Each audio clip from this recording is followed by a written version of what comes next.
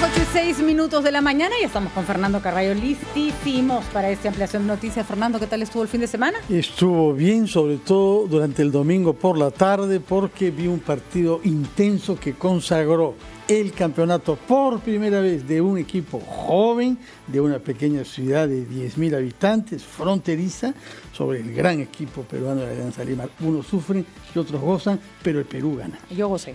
Bueno, yo casi que no me atrevo a decirlo porque vivo rodeado de aliancistas. Está muy bien, fue un partido lindo en realidad. Y hay que reconocer que si bien Alianza no ganó, lo hemos dicho ya durante toda la mañana, hizo un papel espectacular. La barra estuvo realmente emocionante y los aliancistas demostraron que saben comportarse perfectamente bien en las buenas y en las malas. Un abrazo para ellos, ya les tocará, ya les tocará.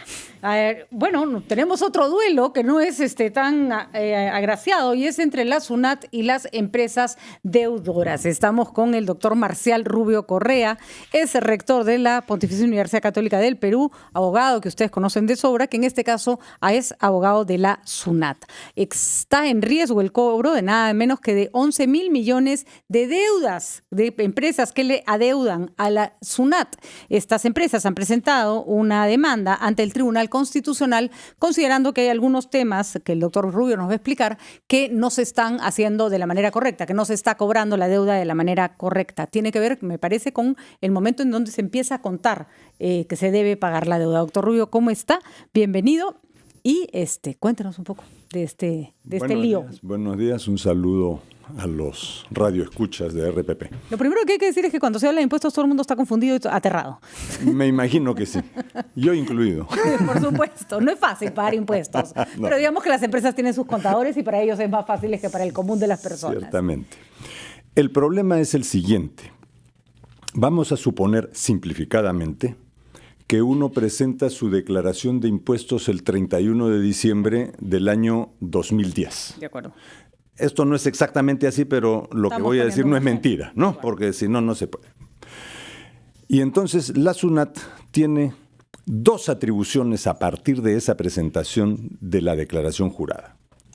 Una es fiscalizarla y eventualmente decir aquí se está pagando menos de lo que se debe. ¿De acuerdo? Cuando te la observan. ¿No? Para eso tiene 4 años, que son todo el 11, todo el 12, todo el 13 y todo el 14. Su tiempo se toman, ¿no? Bueno, sí, es verdad. Y determinada la deuda, si la hay, una deuda mayor, entonces aparece un nuevo plazo que es para cobrar, que será el 15, 16, 17 y 18, simplificadamente. Uh-huh.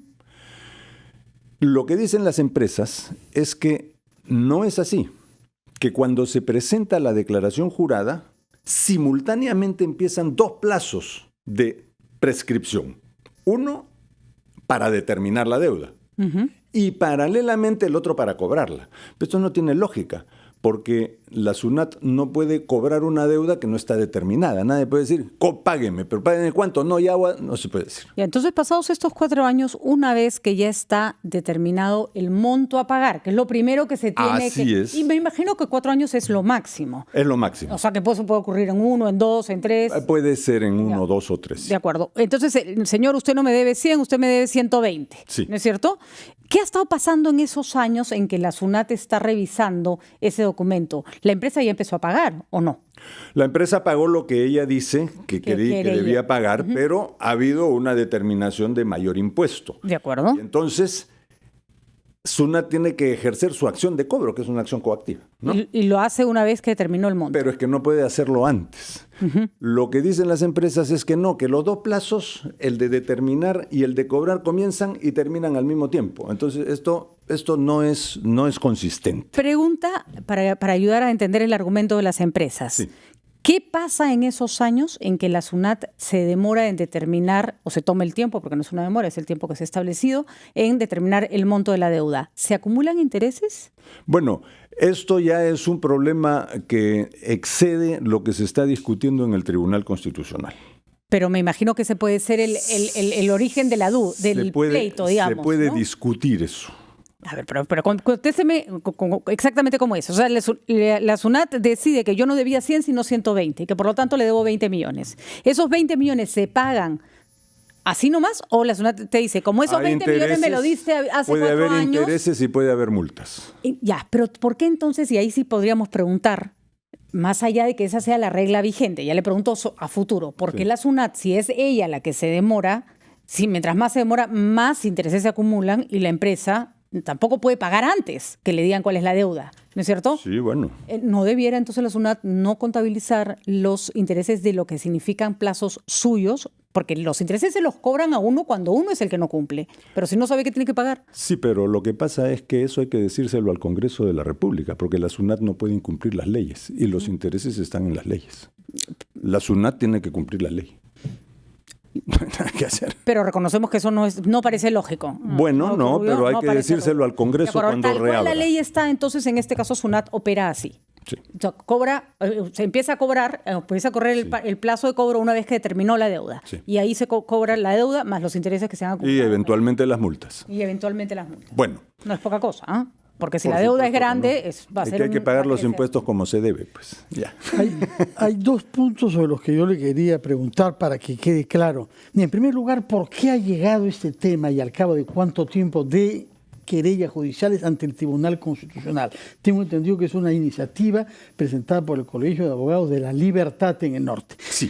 Y el otro punto, la empresa más importante como monto de deuda es Telefónica, si bien ha pagado una parte de lo que se dice adeudaba este año hace pocas semanas.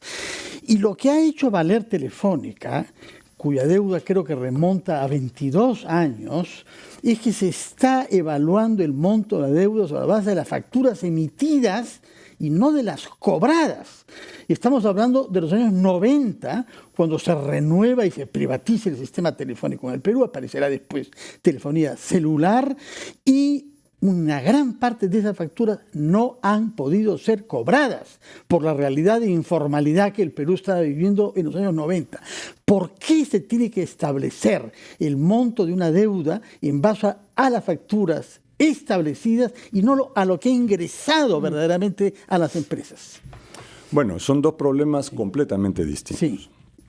El primer problema, ¿cómo llega esto de la prescripción de la acción de cobro de SUNAT al Tribunal Constitucional?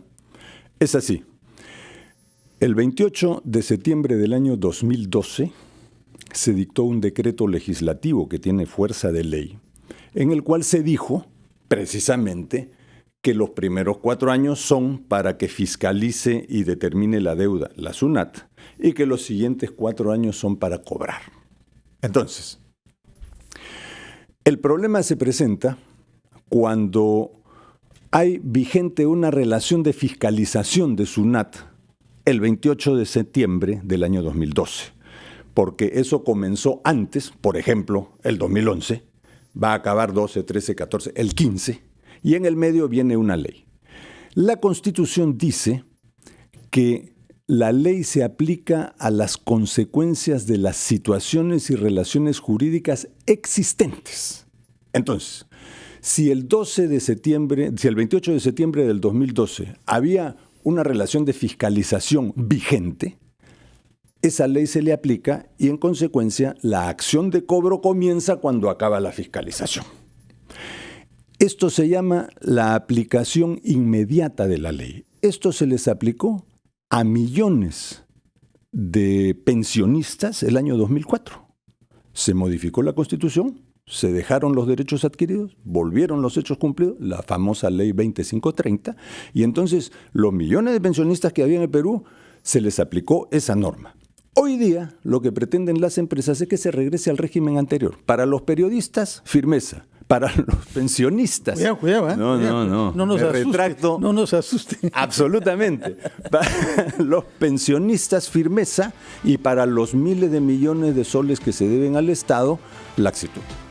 Lo que debe haber es una sola vara para medir a todos en la ley. Y por eso es que la SUNAT plantea que esto sea también no derechos adquiridos, sino hechos cumplidos y que esa norma se aplique. El decreto legislativo que se está discutiendo en el Tribunal Constitucional dice precisamente esto. Y ahí es donde está el quid del asunto. La acción no ha sido planteada por SUNAT, ha sido planteada ni por las empresas, ha sido planteada por el Colegio de Abogados de la Libertad, que tienen atribución constitucional para plantear las normas, y está en discusión y será solucionada, será resuelta en los próximos meses. ¿Cuántas empresas, le preguntaremos después de la pausa, cuántas empresas involucradas hay en este pedido y bueno, cómo se puede hacer para mejorar la relación empresa-SUNAT? Porque tampoco se trata de llegar a unas multas exorbitantes que incluso pueden hacer que al cobrarlas las empresas quiebren, con lo cual tampoco creo que debe ser la idea de ningún ente recaudatorio hacer quebrar a empresas que tendrían que seguir viviendo. Vamos a regresar con el doctor Marcial Rubio Correa. Él es, en este caso, el abogado de la SUNAT frente al reclamo de las empresas que le deben 11.000 millones a la SUNAT, al Estado, al encargado de recaudar los impuestos en nuestro país. Volvemos.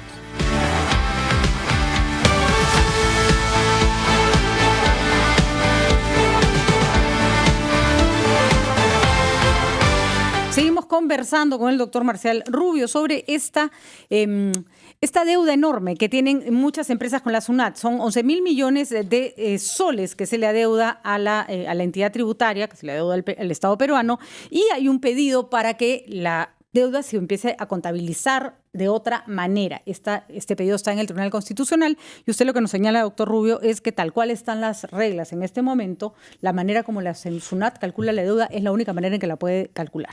Sí. Yo le preguntaba, ¿cuántas empresas involucradas hay? ¿Todas son grandes empresas o hay medianas, chicas? Bueno, yo he visto el tema en el Tribunal Constitucional donde no se ven las empresas, obviamente, ¿no? Pero para hacer 10.000 millones de soles tienen que ser muchas empresas muy variadas, ¿no? Esto podría dar cuenta, finalmente el Tribunal Constitucional va a decidir de acuerdo con la normativa vigente. Pero no, lo que decíamos es que no está bien que se acumulen deudas de este nivel, porque finalmente no le sirven a nadie. La SUNAT no las logra cobrar y las empresas no las pueden pagar y finalmente muchas de ellas podrían terminar quebrando, poniéndonos en casos hipotéticos. ¿Sería tal vez una oportunidad para revisar la legislación tributaria, para revisar, por ejemplo, la manera como se cuentan los intereses cuando uno no ha pagado sus impuestos bien? Sí, yo creo que la legislación tributaria se revisa periódicamente, no todos los años hay modificaciones tributarias, por lo menos en el impuesto a la renta, que es esto. Entonces, eso depende del Congreso de la República. Y el Congreso es el que tiene que hacer, porque SUNAT es una entidad del Estado recaudador, que tiene que cumplir las normas que le pone la legislación, porque si no las cumple, va presa.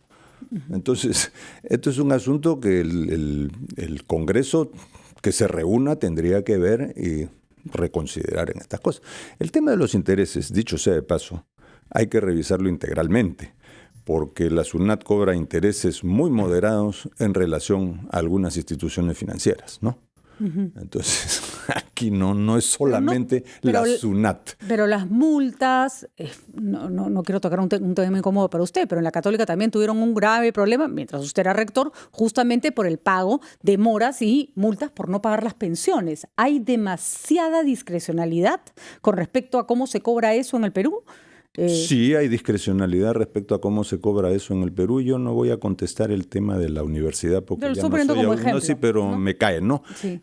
Pero no lo voy a responder, no porque no pueda responderlo, sino porque no me corresponde ya responderlo. Hay otro rector, ¿no? Simplemente lo pongo como ejemplo, desgraciadamente, aprovechando que esto esté acá, porque sí creo que frente al ciudadano tiene como mucha confusión con respecto de cuáles deben ser sus obligaciones. Pagar es la primera.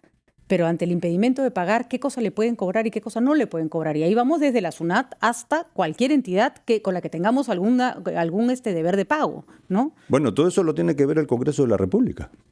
Eso no puede verlo. Eso se puede esperar hasta que haya un nuevo Congreso donde se vea. Entre tanto, aquí hay varias empresas. Usted dice que el monto total es alrededor de 10.000 millones de soles. Estamos hablando de 1.5% del PBI peruano. Y son montos tales que pueden arriesgar la sobrevivencia de algunas de esas empresas o pasar a considerar, como se teme, si es el caso de algunas, que el Perú no sea ya un buen país para hacer inversiones. Porque se trata, en algunos casos, repito, de deudas de 22 años. ¿Cómo se calculan los intereses y cómo se incorpora la inflación en ese caso?